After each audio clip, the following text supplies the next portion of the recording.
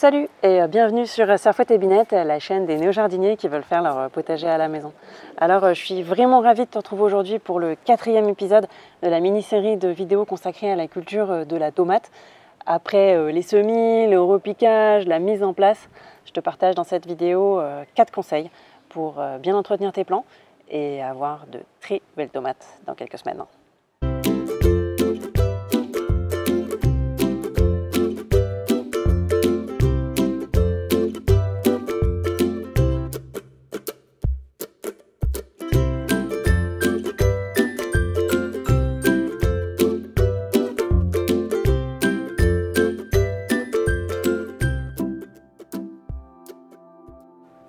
Tutorer est indispensable pour accompagner la croissance des plants de tomates. En général, je préfère installer un tuteur dès la plantation pour ne pas abîmer les racines par la suite, mais si tu ne l'as pas fait, c'est le moment de le faire maintenant avant que les branches n'aient à supporter le poids des fruits. Il existe plusieurs sortes de tuteurs pour les tomates, en bois, en plastique lisse, en bambou, canne de Provence. Ici, j'utilise des tuteurs en métal torsadé autour desquels la tige vient s'enrouler et qui guident le plant au fur et à mesure.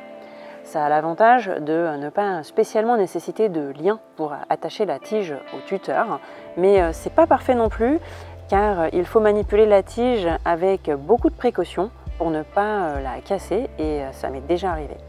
Alors à toi d'essayer différentes solutions et de trouver quelle est celle que tu préfères. Ouh là là, la taille des tomates, sujet hyper sensible chez les jardiniers.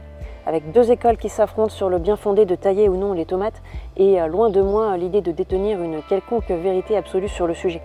Sans intervention du jardinier, la tomate est une culture arbustive qui a tendance à se développer en petits buissons. Partant de la tige principale, poussent des tiges secondaires appelées gourmands situées à l'aisselle des feuilles.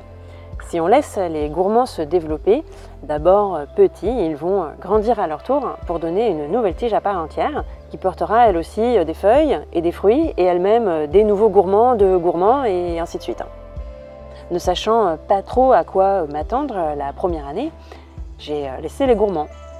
Mais j'ai été vite débordée par le volume de mes plants de tomates. Et c'est pas un problème en soi, sauf quand les tiges ploient et cassent sous le poids des fruits trop nombreux, trop volumineux, et que la maladie s'installe dans le feuillage trop touffu. Alors à l'exception des tomates cerises que je ne taille pas, aujourd'hui je préfère tailler et conduire mes tomates à gros fruits sur une ou deux tiges. Mon potager est plus ordonné, mes plants sont plus aérés et donc moins sensibles aussi aux maladies comme le mildiou. Le mieux c'est de pincer les gourmands quand ils sont encore petits, ce qui est sans conséquence pour la plante qui cicatrise très vite et très bien. Quand ils sont plus gros, j'utilise un sécateur pour une coupe franche qui ne blesse pas trop mes plants. Ça me fait toujours un pincement de tailler un gros gourmand, mais j'ai découvert récemment qu'on pouvait les bouturer dans un verre d'eau pour obtenir de nouveaux plants avec de nouvelles racines. À essayer donc. Bref, comme d'habitude, à toi d'expérimenter les deux méthodes et de trouver ta vérité au potager.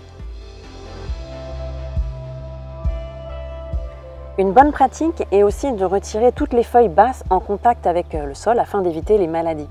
Je laisse ainsi mes plants bien dégagés au pied et cela m'évite de mouiller le feuillage lors des arrosages.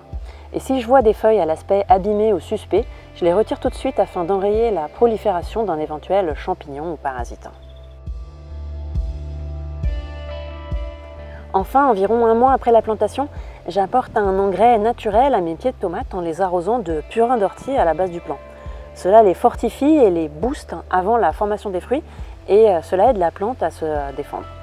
Je dilue pour ça 1 litre de purin d'ortie dans 10 litres d'eau et pour mes 15 pieds de tomates, j'ai utilisé 2 arrosoirs complets de 10 litres. Pour l'instant, j'ai de la chance, avec des plants robustes dès le départ et ces quelques bonnes pratiques, je n'ai pas été embêtée par le mildiou. Sans doute aussi parce que j'ai la chance d'être dans une région plutôt bien ensoleillée et malgré tout peu humide.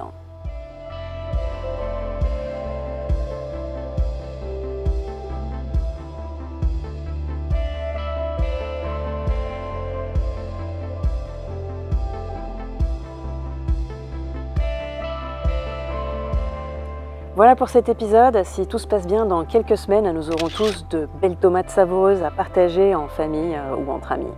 Comme d'habitude, n'hésite pas à me partager en commentaire tes trucs et astuces pour qu'on progresse tous. Mets-moi des pouces bleus et partage autour de toi si tu as aimé la vidéo.